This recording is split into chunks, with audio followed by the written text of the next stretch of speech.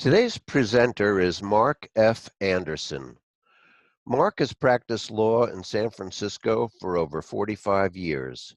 He represents consumers in Fair Credit Reporting Act cases in which the consumers have been damaged by inaccurate credit reporting by banks and other creditors who report credit information to Experian, Equifax, and TransUnion.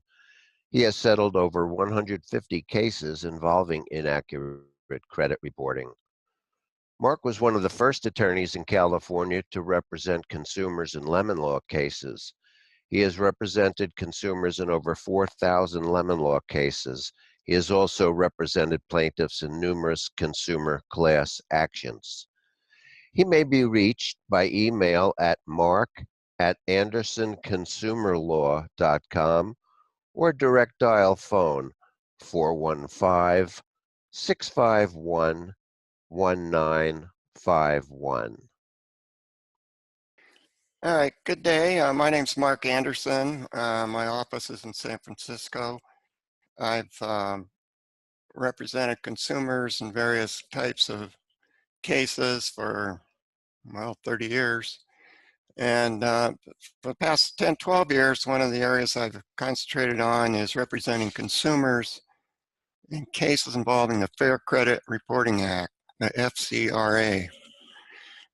This act at first glance is quite complicated, and it can be, but what I'm going to do is go through the essential basic aspects of the act and how litigation progresses on behalf of consumers. There's a lot in the act that does not apply to private litigation, and of course I'm not going to spend any time on that. First of all, one important thing to know is that the entire FCRA is section 1681, 15 USC 1681. So every section starts with that, 1681. That helps you a little bit with the numbering system, which only a lawyer could love. It gets very confusing with, it goes 1681, A, 1, 2, 3, and then capital B, capital A, goes on and on.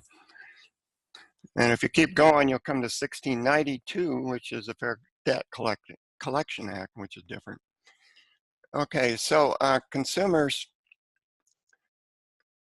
have three basic rights under the FCRA. One is to get copies of their own credit reports. Now, they can do it free once a year at annualcreditreport.com. That's a government mandated website. And they can go on that site and download their Experian report, their Equifax report, and their TransUnion report free. They don't have to buy the credit scores. And that's section 1681G small a gives them that right. Now, let me talk about getting those reports. A lot of people will call a lawyer like me and say they were turned down for credit, and now they know they have a problem with their credit reports. And I'll ask, do you have a copy of your own credit report? Often the answer is no. It's just the car dealer told them they have a problem. So you have to counsel them how to get their own credit reports. Okay, one way I just described, but the other way is, let's say, the other way is they can call Experian, Equifax, or TransUnion, or they can go onto the websites and pay a fee. It's like $19, $20. A lot of people want to rely on Credit Karma or these free reports, but they're truncated and not always accurate. Okay, the second consumer right under the FCRA, and the main thing we're going to talk about is the right to dispute inaccurate information. We'll talk about what inaccurate means. And if this dispute process fails, which I'll describe in detail, Consumers have a right to file a lawsuit against the credit reporting agency, Experian, Equifax, or TransUnion, and the furnishers if they don't fix it. Okay, let me define a couple terms here. One is furnishers. Furnishers under the Act are the creditors that furnish credit information to the credit reporting agencies, mainly banks, credit unions, auto finance companies, and debt collectors. Those are the furnishers. As you know, the credit reporting agencies, in effect, publish the data, and they sell it to these same furnishers. That's how they make their money. Banks and others subscribe to get all this data. We're going to use the abbreviation CRA for credit reporting agencies. That's referring to Experian, Equifax, TransUnion.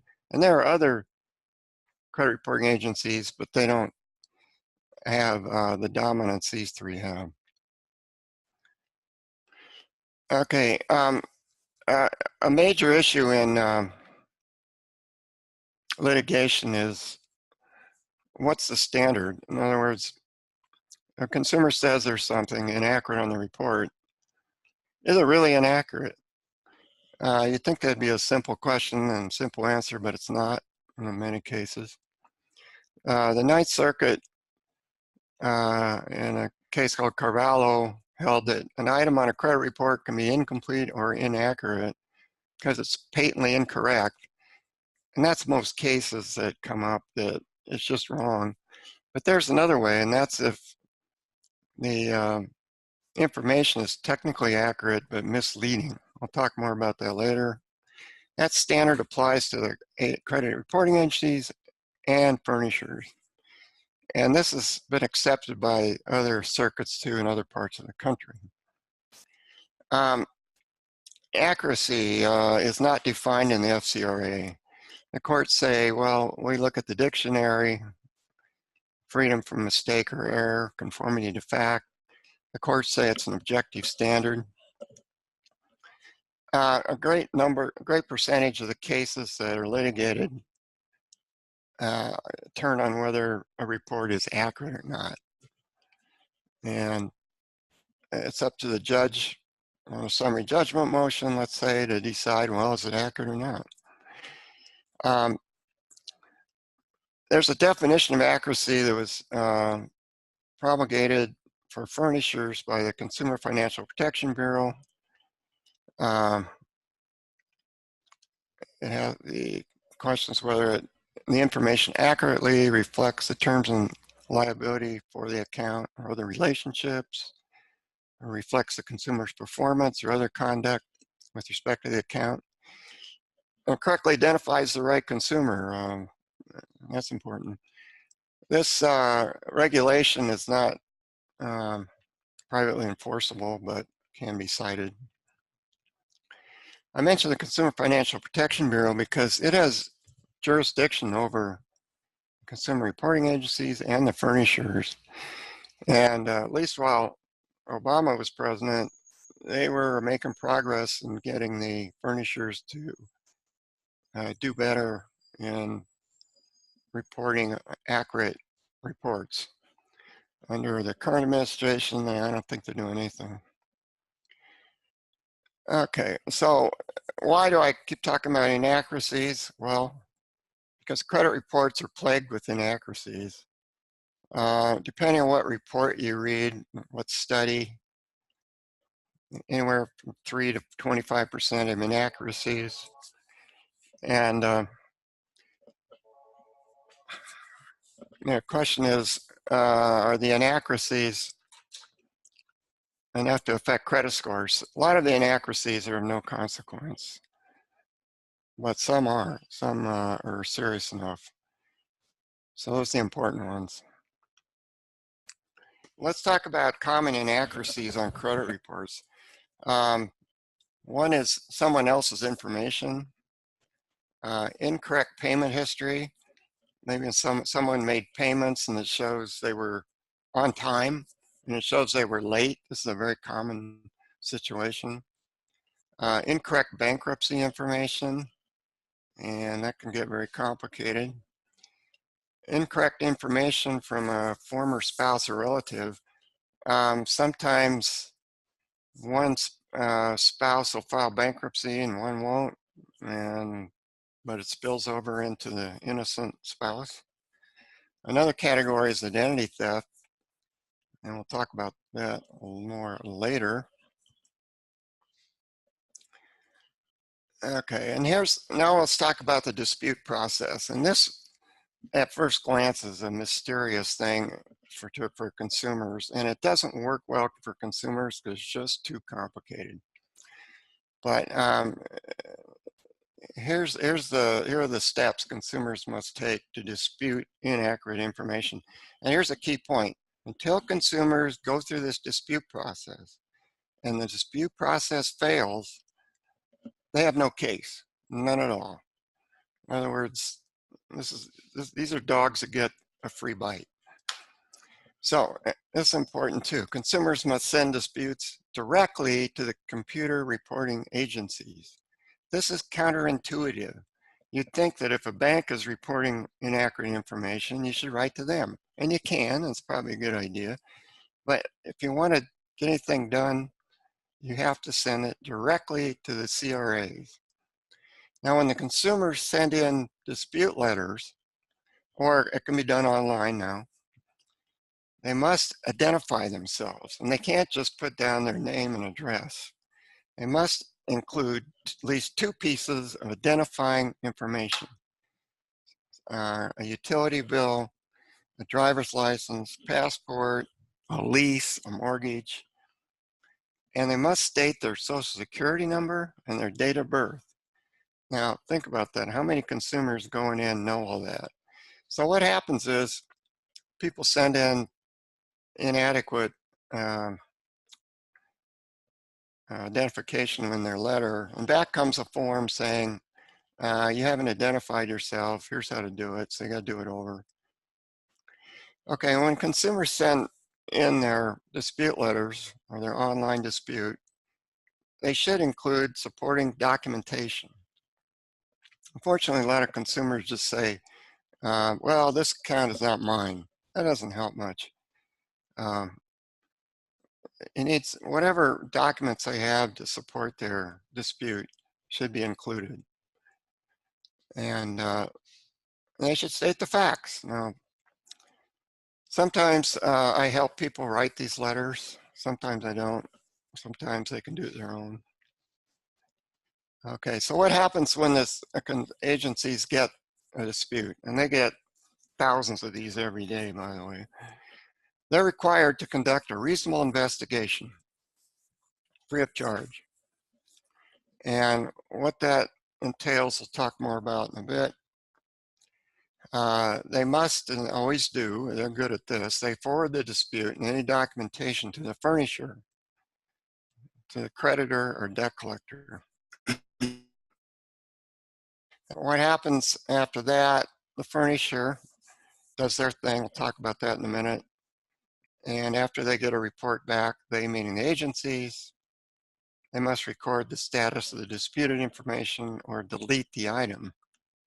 And that's in a key section 1681I sub paren small a paren. That's the section that is most invoked in litigation. So the furnishers get these disputes, and let's say it's a big bank like Bank of America or Chase. They get hundreds of them every day, maybe 1,000, I don't know, thousands. Upon receipt, they must conduct a reasonable investigation. And then they, as I say, must report back to the consumer reporting agencies whether the information is accurate or inaccurate or should be corrected or deleted.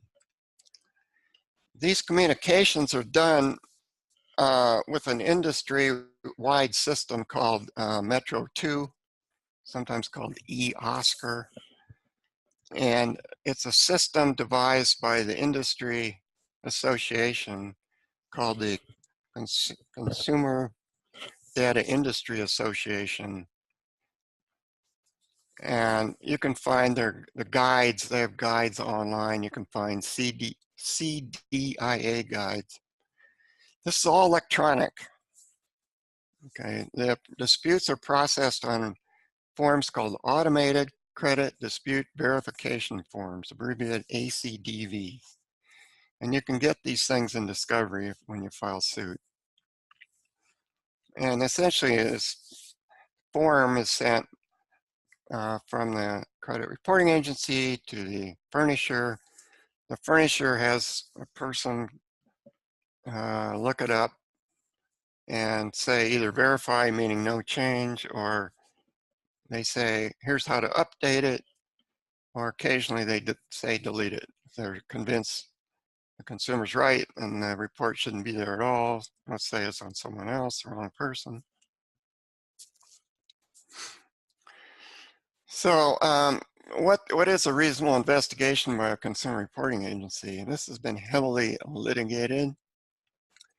What the consumer reporting agencies like to say is, we're just a library. We just report information the furnishers give us, and we don't have to really do anything else. The courts have condemned that business. We call it parroting, or the courts called it parroting, just saying what the furnisher said. And so, what does an agency have to do? This is heavily litigated. For example, does a furnisher have to look beyond their own computer system? They should have to. It all depends on the facts, and also depends on how much information the consumer provided. If the consumer didn't provide enough information, they're off the hook. They might be. These are cases that set out what's a reasonable investigation by a furnisher. In a leading case in the Fourth Circuit, Johnson versus MBA, American Bank, back in 2004, court said it's got to be a fairly searching inquiry. And whether the response is reasonable turns in part on information provided by the consumer reporting agency. And of course, that information had to come from the consumer.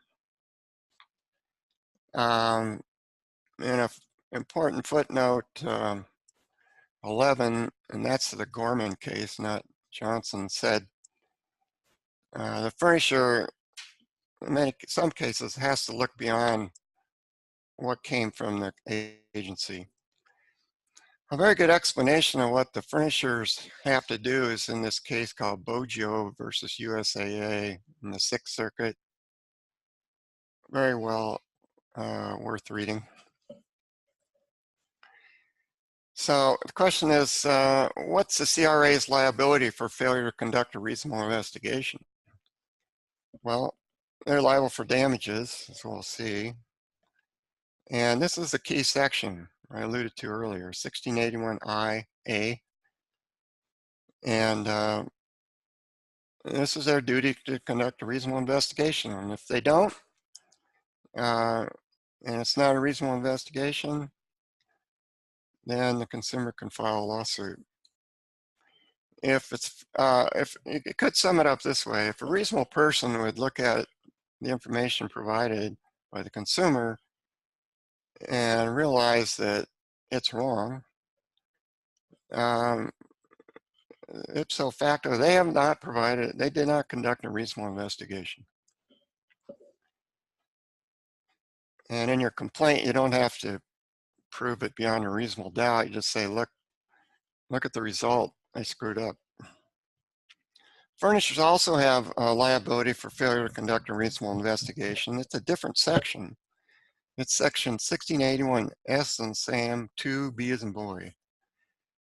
And it's the same idea. If they fail to conduct a reasonable investigation, and then they're liable, they're required to modify the information if it's inaccurate, or delete it, or block the information, which is the same thing as delete for all practical purposes.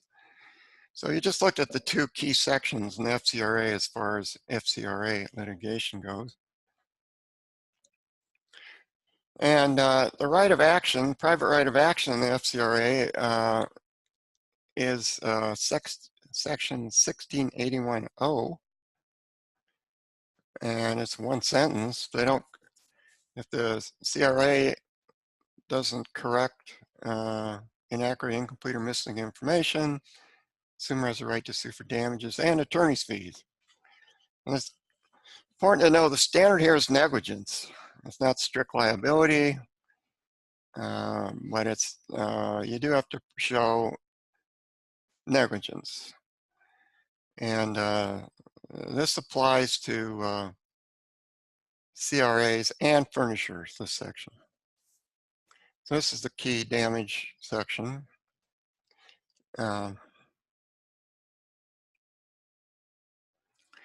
Okay, and so here's next question is, what can you sue for? There are several categories. The first and really the most important is emotional distress. Now, it's important to know this is not, you don't have to prove the kind of emotional distress that sends somebody to a medical provider, to a shrink or a mental hospital or any of that. It's just garden variety emotional distress, which means really the aggravation of it all. You look at how many hours did this consumer have to put in trying to fix the problem? How many letters did they write? How many phone calls did they make? And the damages in the cases that have been tried really flow from emotional distress.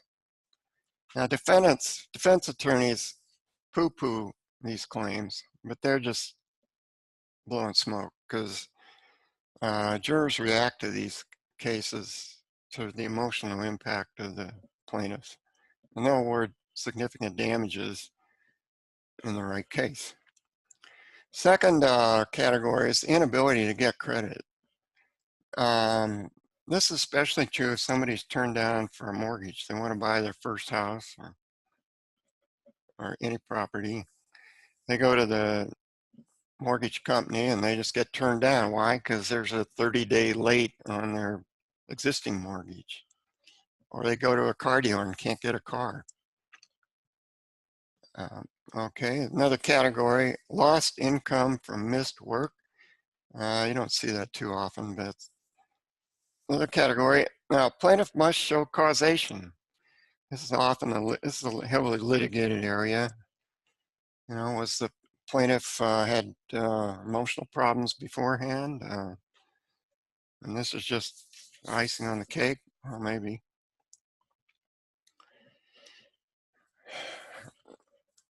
You can also claim punitive damages under the Act. Very difficult to get punitive damages for complicated reasons I'll just briefly touch on. You have to prove a willful violation of the Act. Willful was defined by the U.S. Supreme Court in a case called Safeco Insurance back in 2007. The problem is the court held that it's an objective standard, first of all, and they also have to show that the credit reporting agency or the furnisher was reckless. That's a high standard right there. Or knowingly violated the FCRA. Now that part turns on whether what the furnisher or CRA did was something that's already been condemned by a circuit court, a court of appeals, or a regulator. Formerly, the FTC was a regulator, or the Consumer Financial Protection Bureau, but it's quite rare when you see that situation. So some of the cases, plaintiffs tried to prove they were reckless. That's a high standard. Vast majority of cases, there are no punitive damages awarded. And then when they do get awarded by a jury, let's say, trial court lets it go to the jury, Court of Appeals comes along and knocks it out. That happens. Okay, here's an important factor, obsolete information. That's a term of art. What it is, the FCRA prohibits credit reporting agencies from reporting anything on bankruptcies that's more than 10 years old from the date bankruptcy was filed. So it just drops off automatically after 10, if 10 years has gone by. There's a 7-year rule for virtually all other information.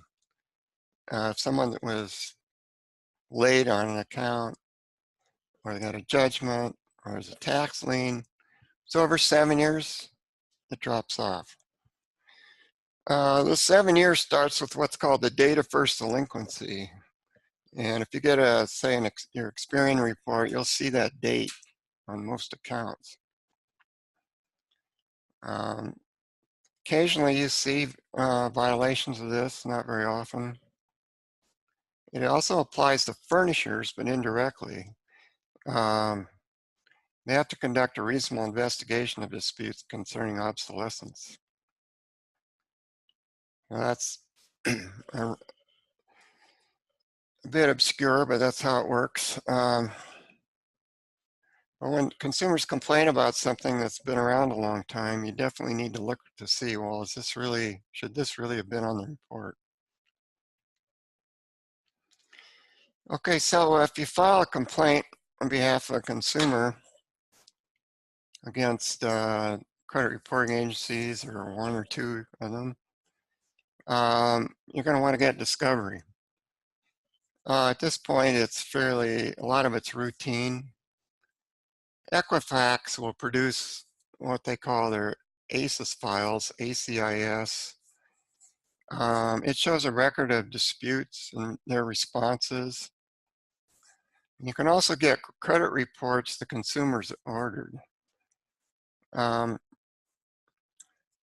So you definitely have to get those files as you move forward, and they'll readily produce them. Credit reports, you can't, let me point on that, you can't say, well, give me the credit report as of a certain date. All this data is electronic. They don't have, they don't have copies lying around, and they won't conjure up a credit report from an arbitrary date. They'll just send you the reports that the consumer ordered over the years. There might be only a few. Experian will produce credit reports the consumer ordered and internal logs, but only with a protective order. Their law firm, Jones Day, will make you jump through that hoop to get the internal logs showing disputes. The details on this are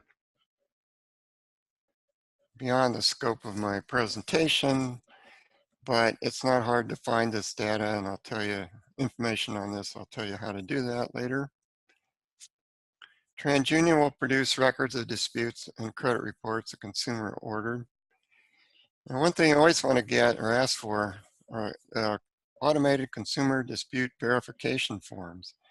As I mentioned earlier, these ACDVs are that's the form the agency sent to the furnisher when the consumer lodged a dispute, and the furnisher's response.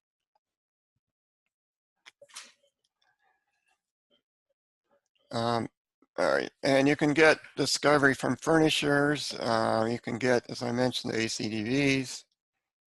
And you also want to get the account notes and all the files on the particular account.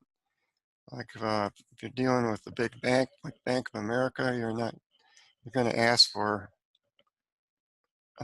notes and files on the particular accounts in question.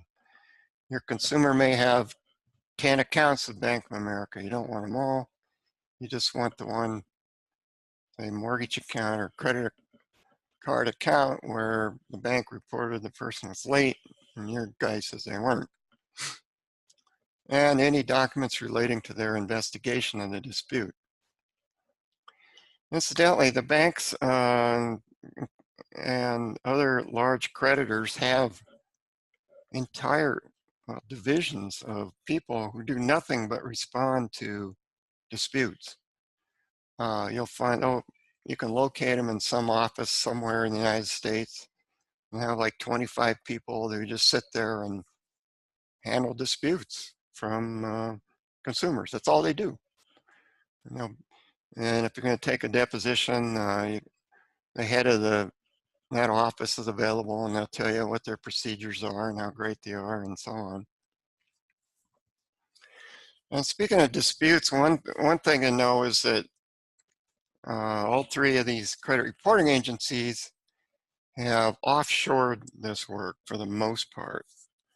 TransUnion's disputes are handled in India with a contractor company, a large company that handles these things. Equifax has offshored disputes to the Philippines and India. And Experian has offshored it to a subsidiary in Chile, believe it or not. I once had a delay in getting something out of from Discovery from Experian, and they said, well, there was an earthquake in Chile, so there's a delay. But all three CRAs also have people here in the US that handle disputes. Experian is in Allen, Texas, outside Dallas. Equifax is in Atlanta. And they have their consumer division. TransUnion is in, I think, Pennsylvania.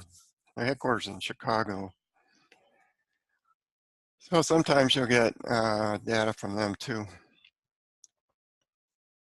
Okay, in litigation, you got a right to a jury trial, and you always want to ask for a jury in your complaint. If you're in federal court, you always want to say jury requested. Judges generally won't take these cases seriously. Won't seem like any big deal to them. There are cases that say the reasonableness of the procedures of a credit reporting agency will be jury questions, the overwhelming number of cases, citing the Ninth Circuit GMON case and Cortez in the Third Circuit. And this is important because if your case goes far enough, you can get a motion for summary judgment, and one of your responses is, hey, it's a jury question, factual issues for the jury.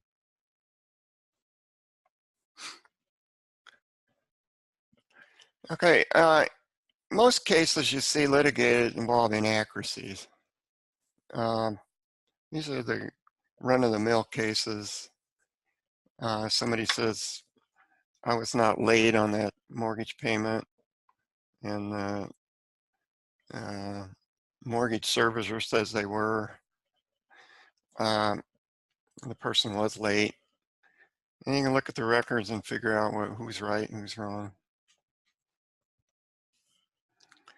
Another category are cases that you see sometimes are involved in identity theft.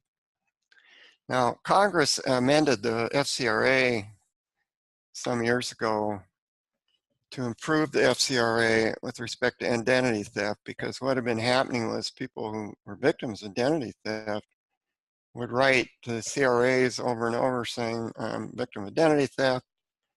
The furnisher would say, well, no, we think we have it right. And they were getting nowhere. So now, under 1681 small c-2, the agencies are required to block information if the consumer provides proof of his or her identity, an identity theft report, and describes the fraudulent information. Now, on that, if someone claims identity theft, they have to do it right to invoke this section, and that means provide really good proof of who they are, at least two pieces of information or documents showing they are who they say they are, like driver's license, passport, lease, utility bill, so on. And they require a police report. The statute doesn't say they have to send in a police report, but the agencies often require that. People can easily get a police report by just going down to their local police station. They'll take the report, 99 times out of 100, the police won't do anything, but at least you get your report. You can also get a report from the U.S. Postal Service inspectors. I've seen people do that. There's the term identity theft report refers to a form the Federal Trade Commission devised, which is available on the internet. And they just fill it out in detail on the facts. And you send all that into the agencies, and they are required to block the accounts that the consumer says are fraudulent. Okay, now here's a warning. What I've heard and observed and I've seen firsthand is some consumers who have bad credit of their own will decide, hey, this is a good way to clean up my credit. I'll just claim identity theft. They're being fraudulent. They're just making it up. Pretty outrageous thing to do, but a lot of them are doing it. So if somebody comes to you, you really need to be careful on whether they're telling the truth or not. I'll talk more about that in a minute. Okay, another category of FCRA cases are called mixed file cases. Mixed files occur when an agency mixes credit information of one person with another. This usually occurs when their names are the same or almost, and their social security numbers are either the same or one digit off, and their dates of birth are the same or very close. The reason this happens is that the consumer reporting agencies have what are called loose matches. When somebody writes to say Equifax has to figure out, has to have the information to get the right data from their electronic files. And they do it with name, social security number, address, date of birth, or some combination, but they don't require exact social security numbers, because if they did, they're worried that when creditors try to access this person's files, if their data is one digit off, they won't get any information. So they have that loose matching. These are the best cases to bring if you're a private plaintiff, because the agency cannot blame the furnisher or the consumer, really. It's their own fault. These cases, I think, have become somewhat rare because the agencies have gotten better at preventing this sort of thing. Also, when somebody sends in a dispute letter, and you have to do that first or you don't have a case, the agency's gotten better at acting on it, not just ignoring it. Years ago, I had a case where my client had the same social security number as a woman with the same name in a different state. It happened because the woman in the other state, when she was a toddler, was an orphan, and the social worker called Social Security and said, I need a social security number for this kid. And they said, oh, she's already in the system, here it is.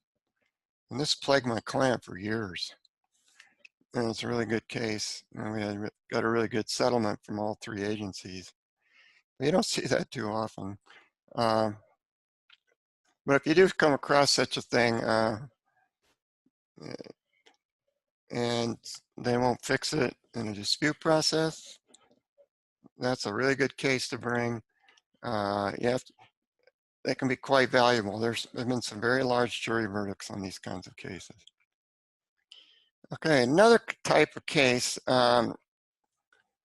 different from what I've been talking about, are employment cases. It's a little odd, you might think, but the FCRA also covers background reports. These are reports that employers order from third parties on prospective employees. Employers increasingly have been doing this all across the country. Big employers like Walmart, you name it, for any position, no matter how lowly, what position. The order reports. Well, they want to see if they have a criminal history. They want to see all this data. And the FCRA in section 1681B as in boy and then B3 requires employers to give a copy of the background report if it's adverse, meaning there's some negative stuff in there, to the person before the employer decides to hire the person or not hire them. And the purpose is to allow the prospective employee to dispute the information. A lot of these companies just see some negative information, say, ah, we're not going to hire that guy. They'll hire somebody else. Go on. Well, when they do that, they're in violation. And there have been a fair number of cases on this. Some oddly enough, there's special sections involving trucking companies. There have been some class actions on that. Now, the background report companies like ADP Screening and names like that, they're the ones that prepare reports. And when they come back with an erroneous report, they're also in violation of the Act. Different section, 1681E, small b.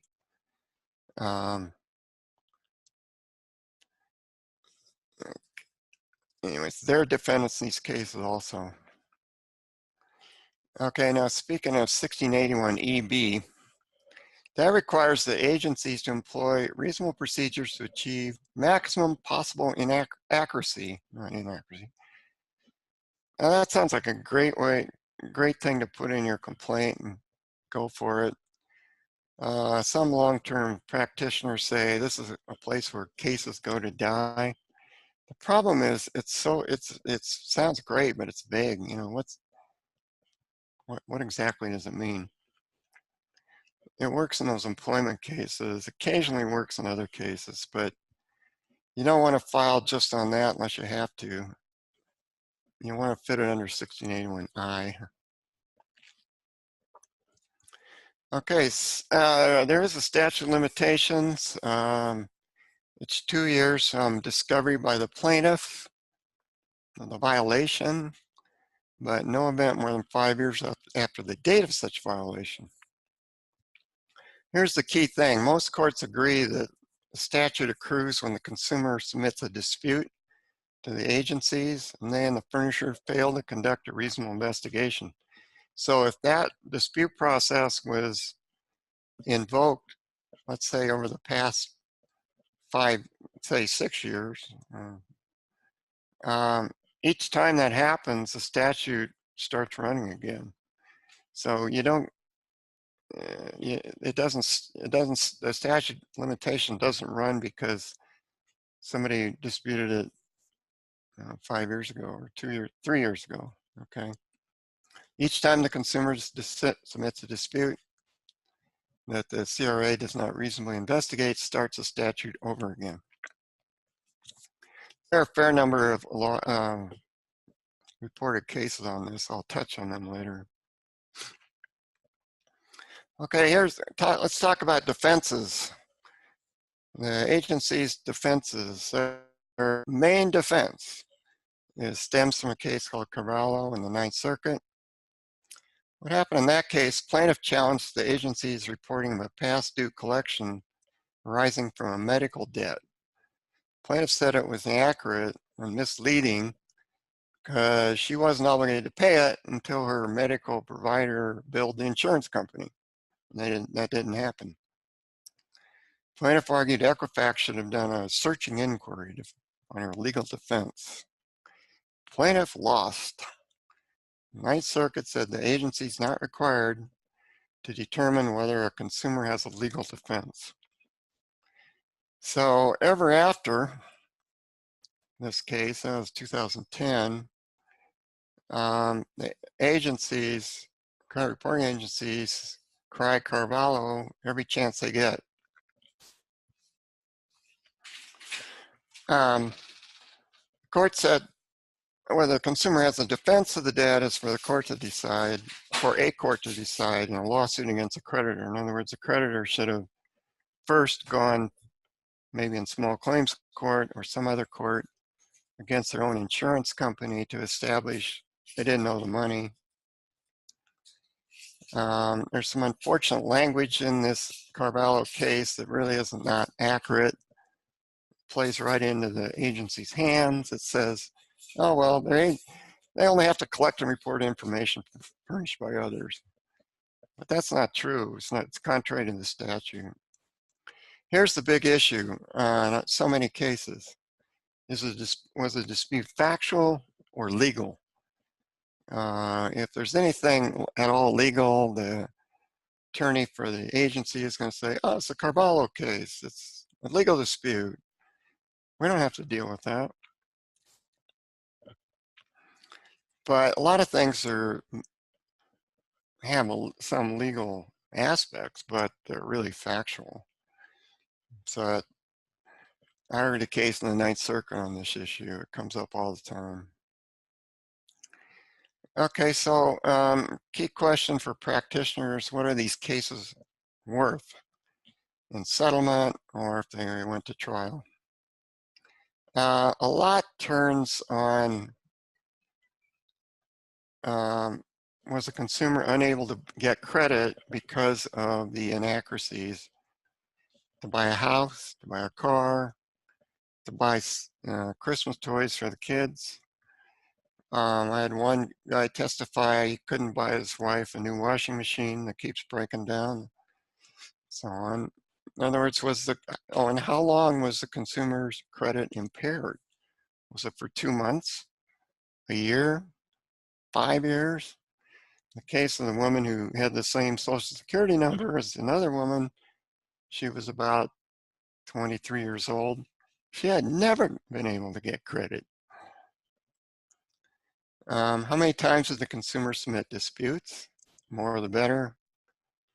And then there's the question of emotional distress. How does your client come off as in testimony? How would the person come off?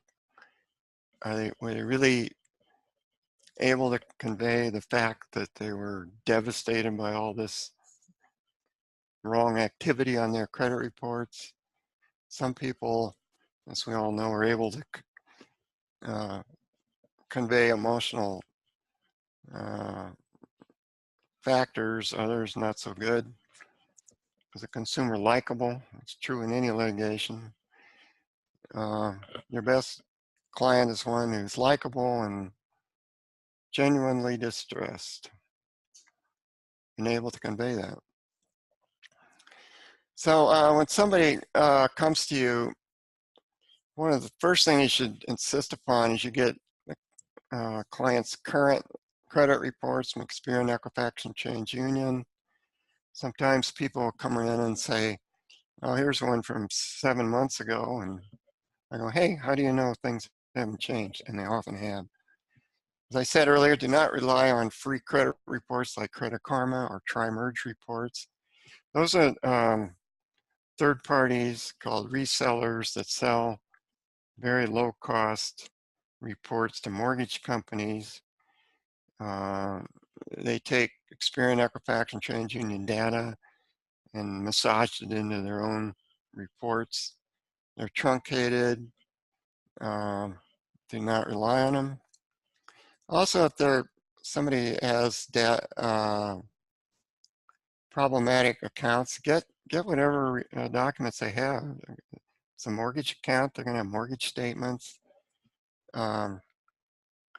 You can also go to the county recorder and get deeds of trust and data recorded at the recorder. All right, let's talk about clients to reject. As I mentioned earlier, somebody falsely claiming identity theft, obviously you don't want them. Someone who's filed bankruptcy. Here, you're looking at could be a good case, but I shouldn't say you should automatically reject somebody who filed bankruptcy. You should just be really careful about what it is they're complaining about. There's been a lot of litigation on how to report post-bankruptcy accounts. For example, if it's Chapter 13, the creditors are still allowed to report accounts are delinquent because there hasn't been a final confirmation of a plan. And then there's people with horrible credit. If they have 25 negative accounts, fixing one isn't going to do them any good. And then you have the Carvalho type situation, delinquent medical bills the client didn't pay, thinking insurance would pay. You know, sometimes when you're in doubt about a situation, or a person, I should say, you can order your own background check on the person. There are providers like TLOXP. You have to subscribe. You have to jump through some hoops to get it. Costs 25 bucks, but you can get it. See where they live. See if they're telling you the truth about themselves. I found cases where they were lying, and I rejected them. There are credit repair prohibitions. There's a federal and in California a state act that prohibits any person from guaranteeing he or she can get consumers' negative credit information deleted. So it's not a good idea to take money to in advance of sending a dispute letter. You're sort of impliedly guaranteeing that. It applies to attorneys too, and there's a Ninth Circuit case here, FTC versus Gill, that is an example where an attorney got in trouble. As I said, California has a very strict law too. There's a new law on security freezes. People can, who are worried about identity theft, can freeze their own credit. It's effective in September. And what it is, you can contact, say, Experian and say, I want my credit reports frozen, so no creditors or ID thieves can get my credit reports. It does not apply to their current creditors, which is, and it, by the way, preempts state laws. Most states have credit freeze laws, and now all those laws are going to be preempted. And the way it works, the consumer gets a PIN number, and if the consumer wants to get credit, they have to give Experian or Equifax or TransUnion the PIN number to undo it. A problem, people lose their PIN and they have to really jump through hoops to get it undone. I don't think it's a hot idea unless somebody really is stealing someone's credit. And I have seen cases where somebody was constantly using somebody else's credit, like to get a job or get credits, and that's different. There have been some recent developments. Starting in 2017, the credit reporting agencies will not report tax liens and judgments unless that data included the person's name, address, social security number, or date of birth. There was a big problem with such data coming in, and it was the wrong person. Attorneys general sued their credit reporting agencies, and in settlements, the agencies agreed to do this. Affected about 12 million people. It's essential if you're going to practice in this area at all, or even think about it, that you get the National Consumer Law Center's Manual on Fair Credit Reporting Act.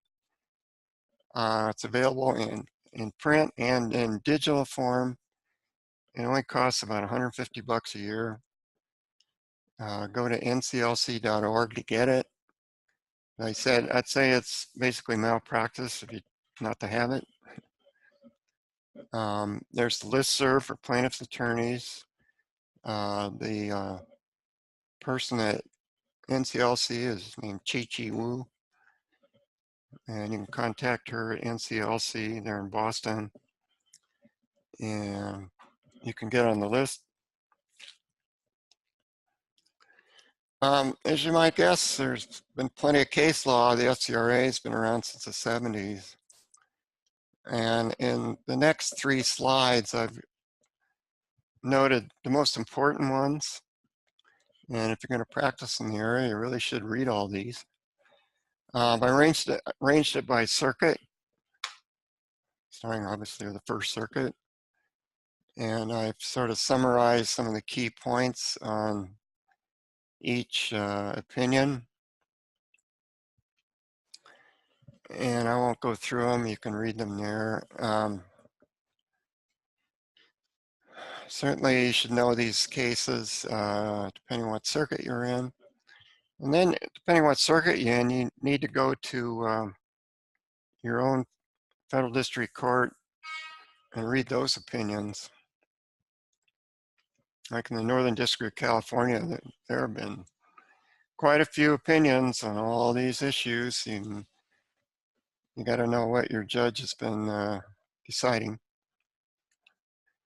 So we have Fourth Circuit, there are quite a few cases, a few in the Seventh Circuit, the 11th Circuit. Most of these cases, by the way, are very favorable to plaintiffs. One exception is just came down, Feltz, F-E-L-T-S. In that case, the Wells Fargo had entered into a forbearance agreement with the consumer, which means the person didn't have to make payments on her mortgage. And even though the plaintiff was paying as agreed, the bank reported her late during the forbearance period. This 11th Circuit said, well, that's okay. They said that's not a violation for Credit Reporting Act. I had a series of cases just like this, and I got good settlements and defeated every motion.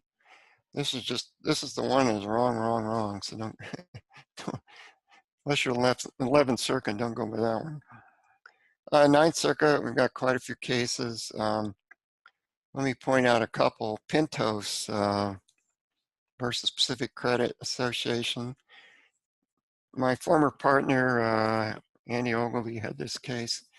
9th Circuit held that certain debts that are involuntary, like your car is towed and it goes to a tow yard and they rack up some storage fees, and then a debt collector comes after you and they put it on your credit report. That's called an involuntary debt.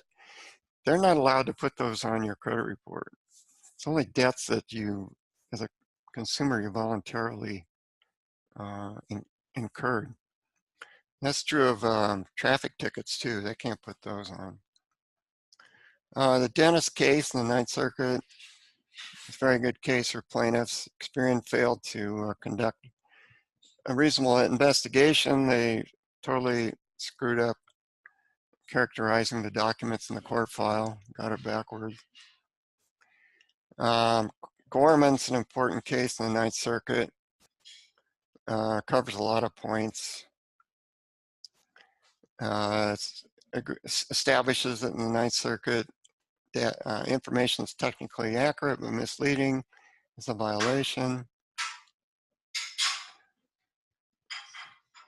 And then finally, and this only applies to California, and I'm wrapping this up with this. When Congress amended the Act some years ago, they preempted state laws that paralleled the FCRAs. But they made an exception for a California Civil Code section, 1785.25A. And just A, not the rest of 1785.25. It only applies to furnishers. It says, person shall not furnish information to a Consumer Credit Reporting Act agency, I should say, if the person knows or should know and the information is incomplete or inaccurate. And for a while, the furnishers were saying this is preempted too, but the 9th Circuit in Gorman said, no, it's not. And what, I mean, it was specific in the federal statute, that's not preempted. There's also a remedy section, which is not preempted, 1785.31. But the rest of this act and a whole lots of section is preempted. There have been, so anytime you have a furnisher case in California, you want to plead this section too, because for one thing, here's the key thing. The